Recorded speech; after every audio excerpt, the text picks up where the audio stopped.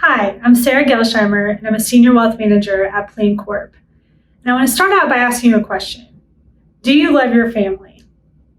Hopefully the answer to that is yes. And if it is, I want to talk today about one of the most important things that you can do for them. And that is to make sure you have your estate documents. So what are estate documents? Estate documents are the documents you put into place while you're alive, which would dictate what you want to happen to your assets after your death. So I've listed here the various estate documents you should have in place. I'm going to start with a will. So a will basically is the place where you could say who you want to administer your estate after your death.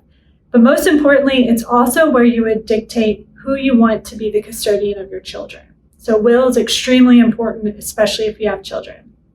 A financial power of attorney is a document that allows someone in particular and successors to act on financial matters on your behalf. So this could come into play even if you were still alive but were incapacitated for whatever reason. A healthcare power of attorney is also incredibly important. This person would be able to make healthcare decisions for you if you were not able to do those for yourself. This is really important, especially for adult children. Anyone who's over the age of 18, we often suggest to them that they get a healthcare power of attorney listing their parents, because after they turn 18, their parents no longer have that ability to just go to the hospital and find out what's wrong if somebody were to get in a car wreck, for example. A living will would dictate your wishes when it comes to things like life support and things of that nature. And then finally, a trust. I know a lot of people view trust as only being for the super wealthy, and that's not necessarily the case. A trust allows some additional creditor protection and also can really allow you to dictate more specifically what happens with your assets and the various ages that your kids could receive those, for example. But with all of these documents, the ultimate goal, in addition to just providing some outline for how you want your assets to be distributed, the biggest piece though is avoiding probate.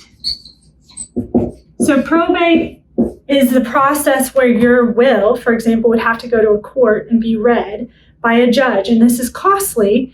So having a will does not avoid probate. What you actually need to do once you have your estate documents, particularly if you have a trust set up, is make sure your assets are actually titled in the name of your trust. You can, however, get your assets titled appropriately to avoid probate, even without a trust, but that means you need to have beneficiary designations on all your accounts. Car would need a transfer on death, a TOD, to a particular person. Bank accounts would have a POD, a payable on death. So there are ways to set up your assets to avoid probate even without a trust.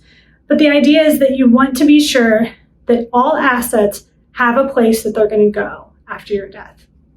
So once you get these documents set up, you need to make sure that you title your assets properly, keep them in a safe place, and then lastly, be sure you pull these back out every so often and review them. I know for our clients, we pull out their estate documents and go through a summary of those at least every 2 years to make sure the people that are listed in there are still the right people, make sure that there are no changes to law that would necessitate any changes to the document. So don't just create them and forget them. Be sure that these are continually reviewed for any changes that need to be made. Of course, if you have any questions, please don't hesitate to reach out to me. I am more than happy to help.